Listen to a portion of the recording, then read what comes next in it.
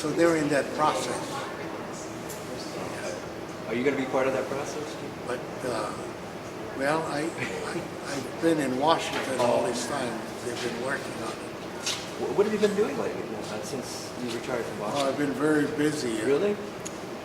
doing things that people of Hawaii are interested in. And some of the things I did before in Congress that they want to do here. And so I've been trying to work with them. And, well, we're trying to get here a World Conference in Hawaii in 2016 for conservation of nature, that kind of thing. And then I was also within forestry, so we created forests in Hawaii. So I'm working on that now. It's really being threatened in Hawaii, the forest? Yes. And in the 1940, well, let's see, it was in 40, even as early as 1942, I think. People didn't know this, but there was a POW camp in a valley in Hawaii. For who? For Japanese prisoners. Oh, really? Yeah. So that was, like secret, no, but there was a POW camp. Well, a lot of this was kept hush. It wasn't known, Yeah. Yeah. It's nice to see that you're still active.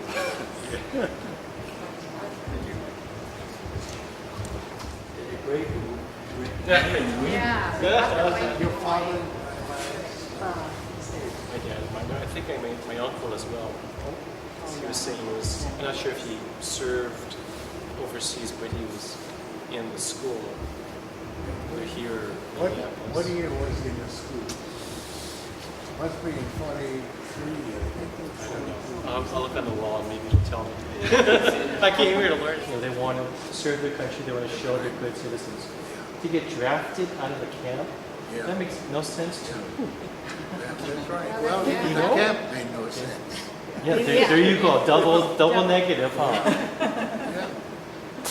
Well, when my uncle got his draft notice at Topaz, his first words were, he said, "You've got to be kidding." I know. How can you do both? But my uncle's mother told him that this is your country, you go. So he did go, probably like yours. Yeah. Well, they're this. The Go for Broke is sponsoring a trip to France. And I'm going. I gotta go. So I'm gonna go because of the fact that these folks went and gave their lives so that we could have such a good life here. We're really very fortunate because of what they did.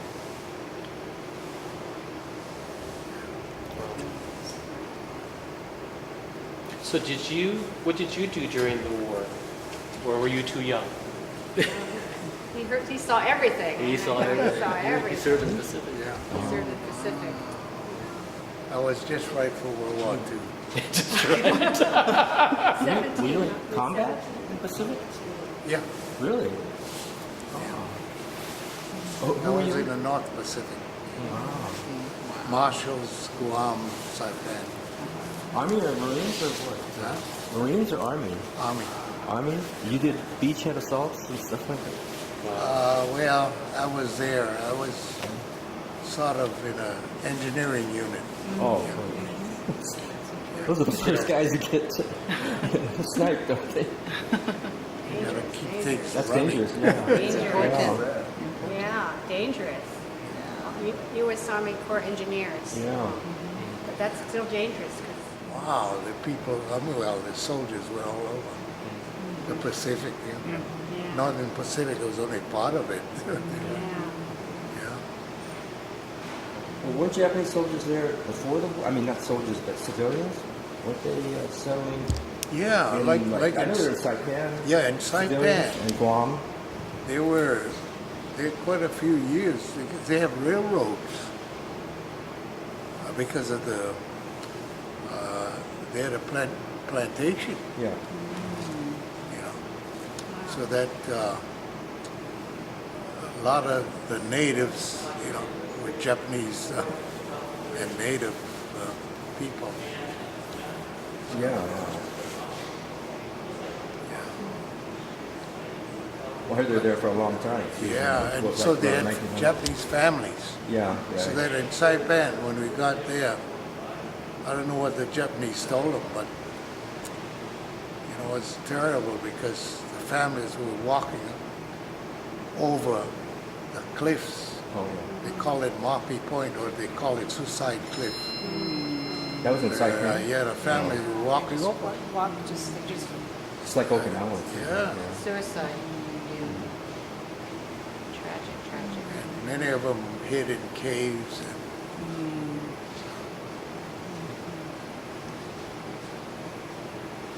but, yeah, the Japanese were all over. But it was from that area in Marianas, where in March of 1945, the B-29 started to bomb Japan from there. Flew from there to Japan. And that began the end of the war, because eventually in late July, August, then I guess they approved the atom bomb. And the atom bomb from there was flown to Oh, from the Marianas? Japan. Well, you were part of that airfield construction? Yeah, Oh. that particular airfield where the bomb was at was in Tinian, Oh, Tinian. and they flew it out 2 days to different, those two areas in Japan. Actually, when they flew over there, the first target they hit wasn't the target. It's an intended target. Well, that wasn't their original target, but they got rid of it. But as a result of that, Japan surrendered. Right. They were all buried in the airfield, so the plane just came over and they put it in the belly. So there were two bomb sites, right? Hiroshima and Nagasaki. And you're saying one of them was a mistake? Yeah, I mean, Nagasaki was it Nagasaki yeah, was well, let me see, it was the original. was the target. original plan.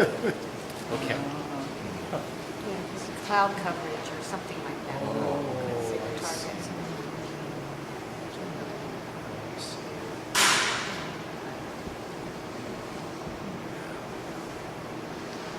Yeah, because of the MIS, they know, the horrors of war, and so they said, well, what do you want to do in this place? And they said, well, we don't want to glorify the war.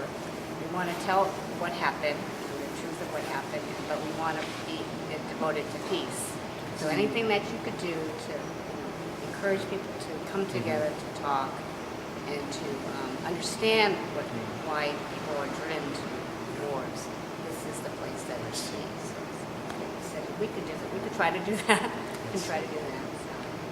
So General MacArthur played a huge part post-war.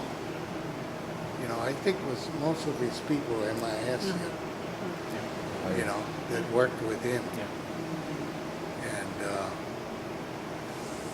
from what I understand, they really helped to stabilize Japan. And so what Japan became, was really that nuclear beginning that they had, a nucleus, the MIS. Yeah, it's interesting how you have enemies during a war, Yeah. but that what I hear, the MIS, Yeah. because of the work they The did language. afterwards, actually helped these two countries become great allies, which is kind of amazing. See, and I was hoping that the United States would have taken advantage of that strategy, meaning, like when we went into Iraq or Afghanistan. You know, we should have had something like MIS for them. You know, because if we had people who spoke their language and understood their culture, it would make a big difference. You know, they can talk to the people and like, you know, we did with MIS. It worked both ways. I mean, for us and also for understanding, you know, the Japanese, and then helping the Japanese. You know, so the basis of the Japanese economy really, well, I think was, you know, the MIS period, and MacArthur played a big part in that. Do you want to sit down? Yeah, no, that's all right. We can kind of go over here.